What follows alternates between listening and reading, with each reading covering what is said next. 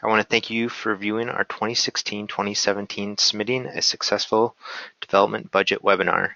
The webinar will provide guidance if you're submitting a budget for the first time or if you need a quick refresher.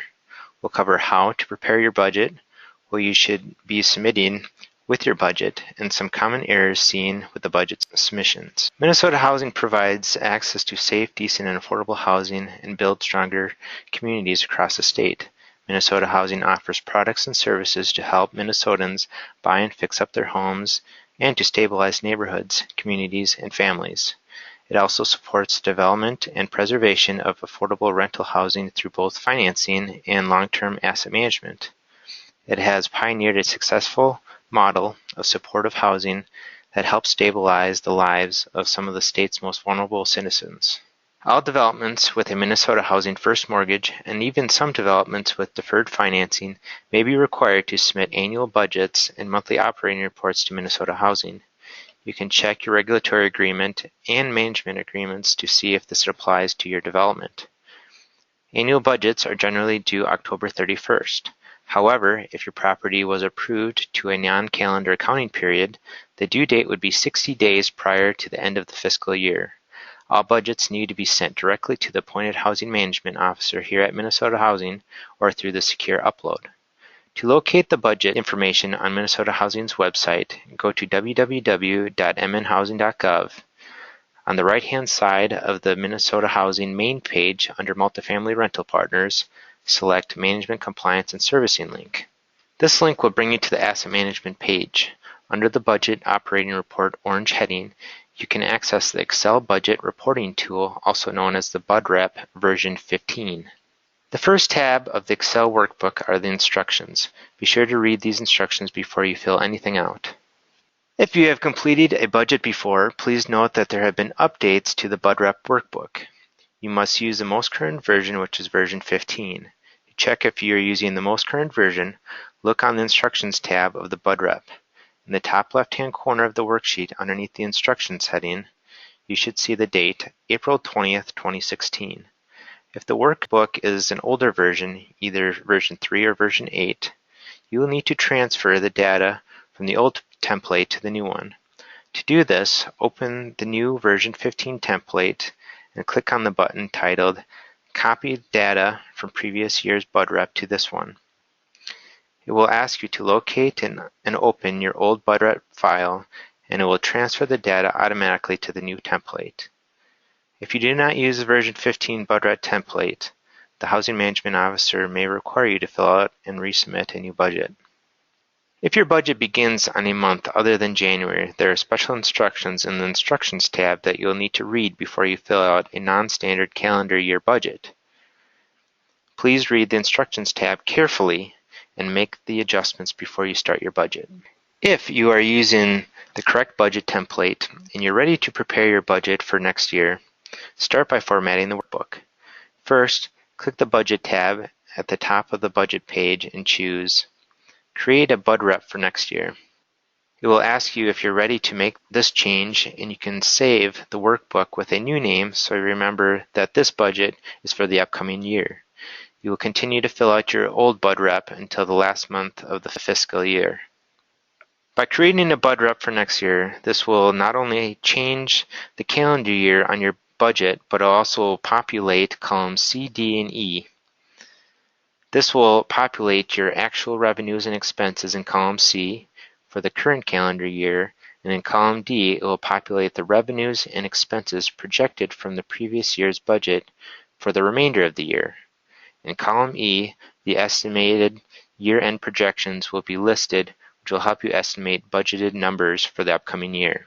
If this is the first time you filled out a budget for a new development, you need to click the Actual tab. Then, you need to change the first month of the accounting cycle. Most developments will be a number 1 for a January to December fiscal year. If you have an October through September fiscal calendar year, then you would enter 10 for the first month of the accounting cycle. The next cell down, you would enter the year of the first month of the accounting year.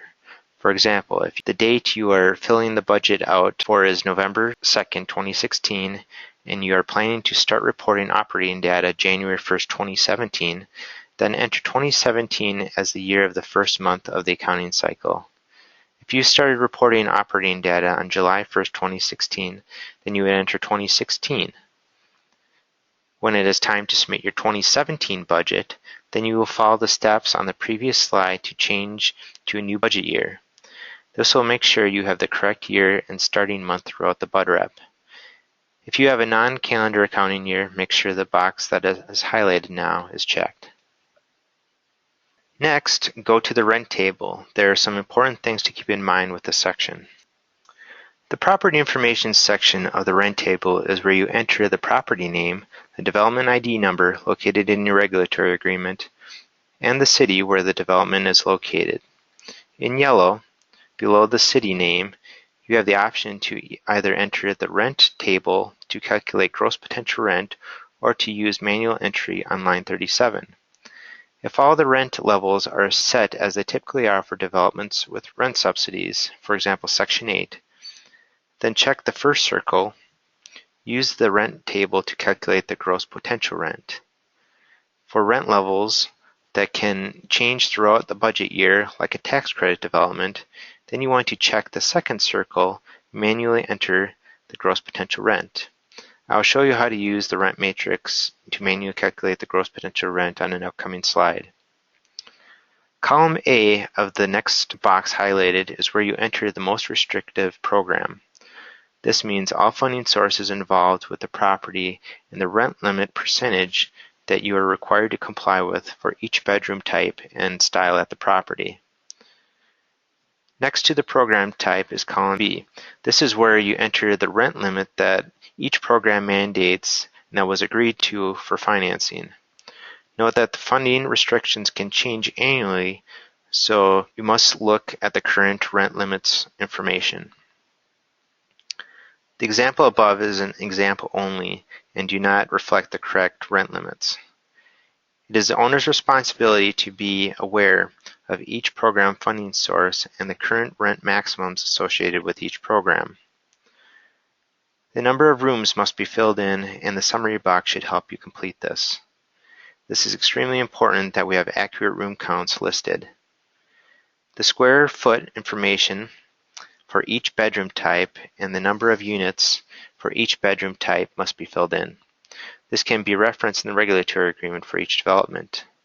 The current rent in column I should be the last approved rents by Minnesota Housing. These rents were most likely approved at the last budget review. Here is an example of a utility allowance payment standard. The payment standard must be submitted as an attachment to all non-Section 8 budgets. You must circle the applicable allowances associated with each unit dwelling type, the number of bedrooms, utility source, and the appliance type. Please write the sum of the total allowance below each bedroom type. If the property has more than one utility allowance due to different utility or appliance types for the same size units, you may need to provide more than one payment standard with your budget. Your budget will not be accepted if the funding source requires a utility allowance to determine the contract rent and you do not include this as an attachment to your budget submission. Now, going back to the rent table, you will enter the utility allowance from the payment standard in column J. Then enter the proposed new rents in column M. The proposed gross rents in column N will be calculated automatically by adding the new proposed rents to the utility allowance. Keep in mind that you can only edit the green text and the columns with black text cannot be changed. The percent increase and the dollar increase columns states the change of the current rents to the proposed new rents. The assigned HMO, or Housing Management Officer, will evaluate and approve all rent increases as part of your budget approval. We want to make sure that the increase does not displace anyone from their housing. More on this on an upcoming slide. The effective month column is the month the proposed rents will take effect. Typically, this will be used for project-based Section 8 developments where all the rents for the development will increase in the same month.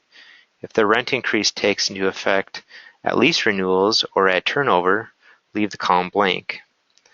The last column is the rent gap. This takes the difference between the most restrictive gross rent in column B and the proposed gross rent in column N to see if there is a gap where the rents can potentially be increased in the future. If the rent gap is negative, the proposed gross rents is greater than the most restrictive rent for the governing program. This situation would need further review or explanation. New to the Budrep version 15 is the box identifying the funding source, type of occupancy, either employer or owner-occupied, units receiving rental assistance, and if the development has an operating subsidy. You are required to check the boxes of all that apply. You can reference your regulatory agreement and the loan documents for this information.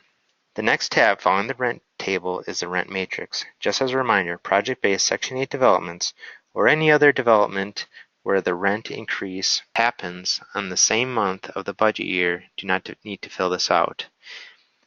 If you have an internal rent matrix template, you can submit that with your budget as long as it describes the same information. If you decide to use this template, you first need to click Size the Rent Matrix. In the box that pops up, you will enter the total number of units at the property. This will create the correct number of rows needed to list all the units at the property. In column A, you will list the apartment number for each unit at the property. Note that if you ever need to change the number of units on this table, you must first click on cell A5, then click on Size the Rent Matrix and enter the correct number of units. Failure to do this will result in you adding or deleting the incorrect number of rows needed to populate this chart. In the next two columns, you will add the current rents and the proposed new rents. In column D, you will enter the number associated with the month the proposed new rents will take effect due to either turnover or lease renewals. For example, if the lease ends in April for a specific unit, you will enter the number 5 since the rent increase will be in effect starting in May. For developments with non-calendar fiscal years, the number 1 in the column associates with the month the fiscal year begins. Be sure to adjust accordingly. This will populate the rest of the spreadsheet and will calculate the gross potential rent for each month in the calendar year. You will need to write each month's gross potential rent down on a separate piece of paper to record these numbers on the rent table. You will then manually enter the monthly gross potential rents at the bottom of the rent table. This will carry over to the Budget tab of the Budrep workbook. Just as a reminder, the Use Manual Gross Potential Rent on line 57 must be selected at the top of your rent table for it to carry over to your Budget tab. Rent increases are typically requested once a year. You can either choose to request the rent increase when you submit your budget or when the tax credit limits come out, but not both. You need to request the rent increase in writing and is not effective until approved by a housing management officer. The housing management officer will review the information to see if the marketability, affordability, or the current tenant population will be affected or potentially displaced as a result of your rent increase. We may request additional information from you, such as a list of comparable properties, both market rate and tax credit, that are achieving similar rents. We may also request current tenant information to assist in determining rent levels. For supportive housing units without a rent subsidy, be sure to review the rent increase policy for long-term homeless units found on the Asset Management homepage. Keep in mind that there are many factors to consider in determining rent increases, so if you have questions, contact your housing management officer. The next tab of the workbook is the Capital Expenditure tab. You will enter any capital expenditures that will be completed over the next 12-month budget cycle. Expenses that will be paid through operations should not be included on this list. These items can range from replacing dishwashers to changing windows of a property. You should reference your most recent inspection report for items that were included in your 7-year capital needs projections. The owner's input should also be included. Next, in the Budget tab, the first 3 columns list the current year's actual income and expenses, the estimated income and expenses for the remainder of the year, and the current year's projected income and expenses for year end. In column F, you'll enter next year's proposed budget. Column G shows the difference between the proposed budget and the previous year's projected year-end numbers. Column H shows the percentage change from the proposed budget and estimated year-end numbers. You can use the previous year's estimated projections to more accurately budget for the following year's numbers. The two columns under approved budget should not be filled in. These columns are for the housing management officers to fill in. Accurate budget notes are critical in evaluating your budget. All line items that state specifying notes need to be clearly described in the notes section. Any assumptions that are made need to be stated in the notes section. If a property brings in multiple revenue sources such as laundry income, vending machines, or cable TV, you must individually list out all projected revenues in the notes and indicate which line item that it's associated with. Also, your property management fee and on-site manager's annual salary need to be clearly stated in the budget notes. If your management fee is based off of a dollar per occupied unit or a percentage of revenues, even if you're not asking for an increase, this still needs to be stated in your budget notes. Here's a good test to see if something should be included in your budget notes. If you need to describe to someone unfamiliar with the property what is on each line item because there are multiple revenues or expenses listed on one line item, then it should be added to your budget notes. If you've made assumptions, let us know how you came up with those assumptions. Any significant variance from the current years to the proposed budget year should be included in your budget notes as well.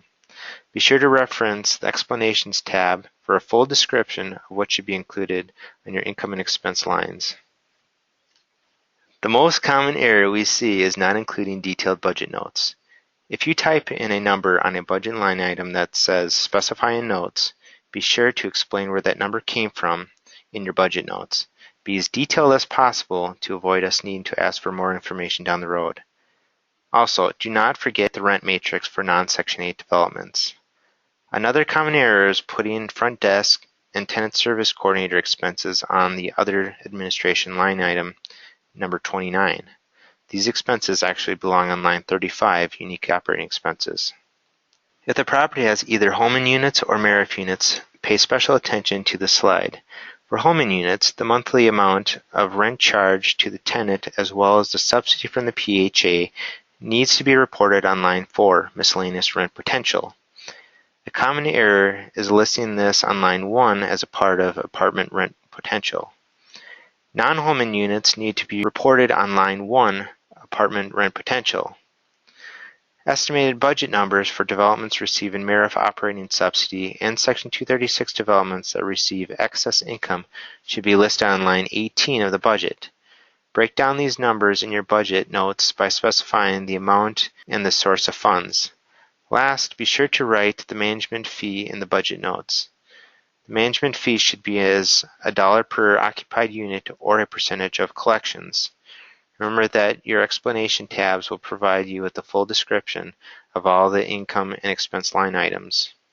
You will need to submit the following to Minnesota Housing: your budget or Budrep version 15, utility allowance payment standard as described in the previous slide, a written rent increase request with supporting documentation if you are asking for a rent increase, and the rent matrix if you have a non-Section 8 development and are not using the rent matrix in the Budrep.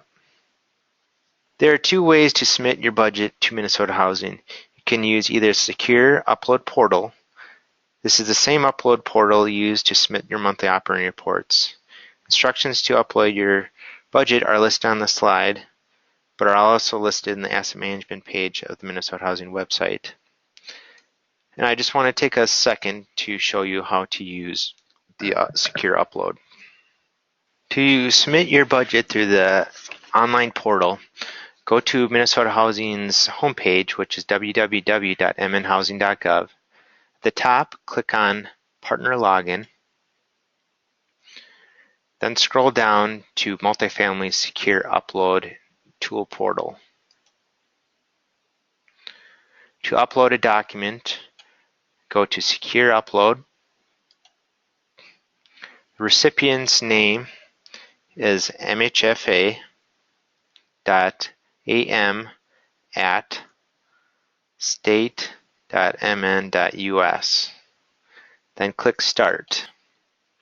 Okay, once you get to the Secure Upload, you'll enter your name, your email address, a confirmation email, In the subject line, write 2017 budget and put the property name and the development ID number found in the regulatory agreement. You can put a message or you don't have to. Select Notify Me when the files have been downloaded, and then you click Select Files to Send for the regular upload. From here, you click Browse to locate your file. I just saved a template budget on the desktop. Scroll down to find that budget. Click Open, and then select Upload and Send. So you can send more files or you can return to Portal. That's just kind of a brief description of how to send a document through the secure upload. So after the documents have been sent, it'll say secure upload was a success. You also receive a confirmation email. The second option is to send your budget directly to the housing management officer assigned to the property. These names and email addresses are listed on the Asset Management page of Minnesota Housing's website. Be sure to contact your assigned housing management officer if you have any questions related to filling out your budget. Thank you again, and have a great day.